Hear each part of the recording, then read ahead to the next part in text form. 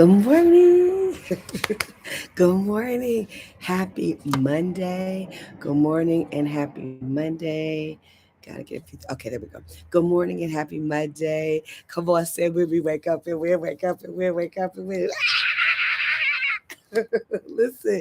It is a marvelous Monday, and I'm so glad that you have tuned in with me on the Wake Him and Win show. I am your girl, Dr. Najuma, and I'm glad to start this week off with you with a wonderful win word. So today's win word is resist procrastination. Listen, I am as guilty as anybody with procrastination.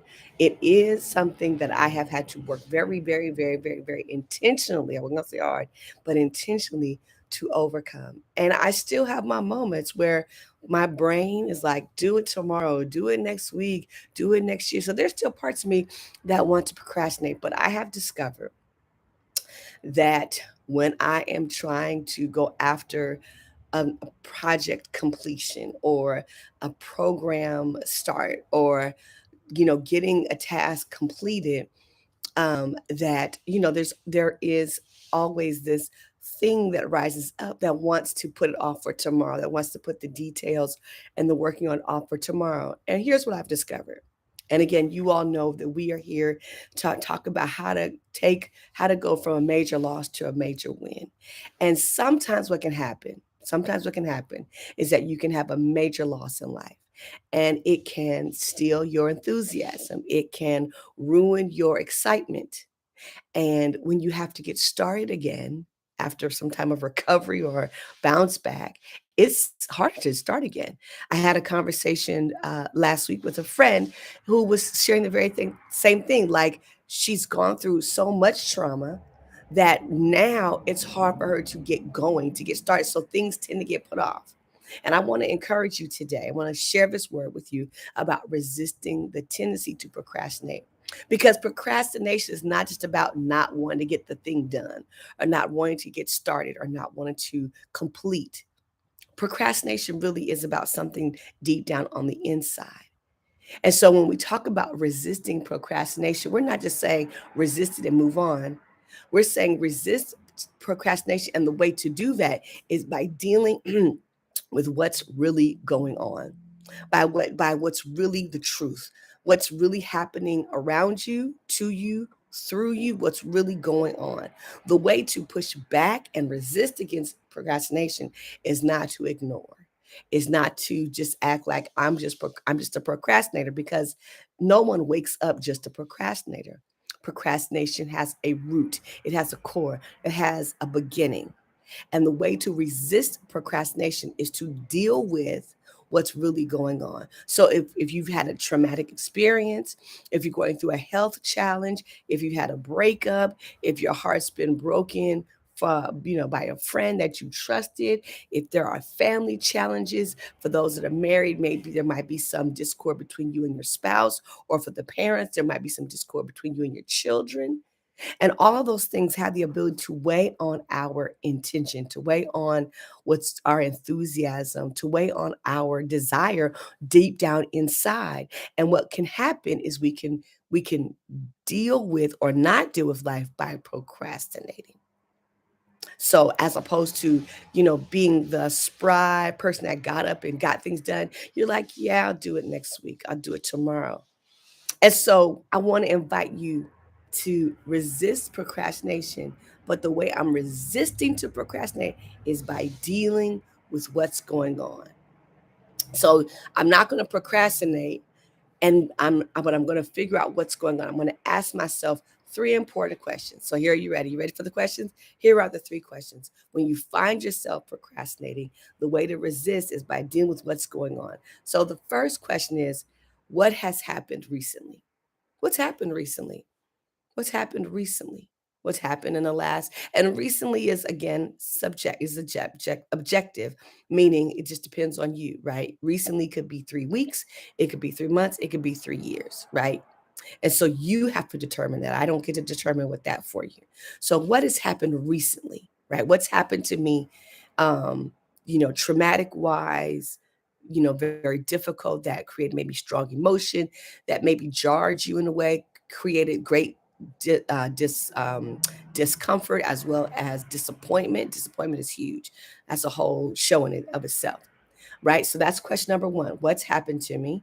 Question number two is, what did I do about that? Or how was it resolved? Like, okay, something has happened to me. What did I do about that? What was the resolve?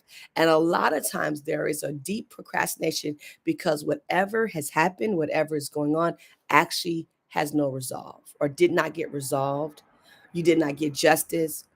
You did not deal with it. You did not deal with them. There was no confrontation or conversation. And listen, when I use the word confrontation, I'm using it in the most beautiful way, because to confront something, to deal with something head on, is not negative. We tend to think as confronting as a negative. Confronting is can be very, very positive.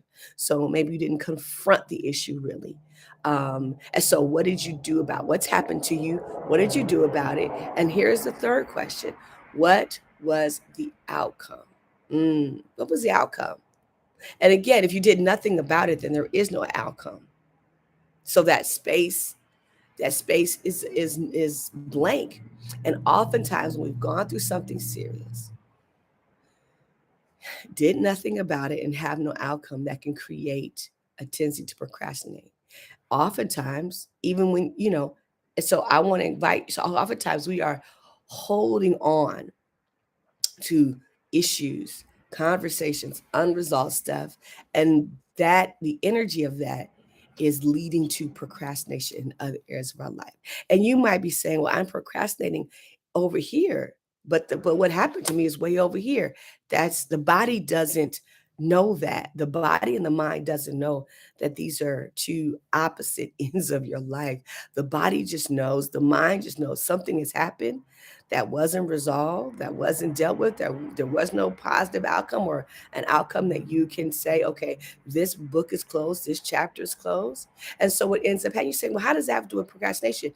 Because the energy, the life of you, the enthusiasm of you is being drained because you have something over here that's not being dealt with.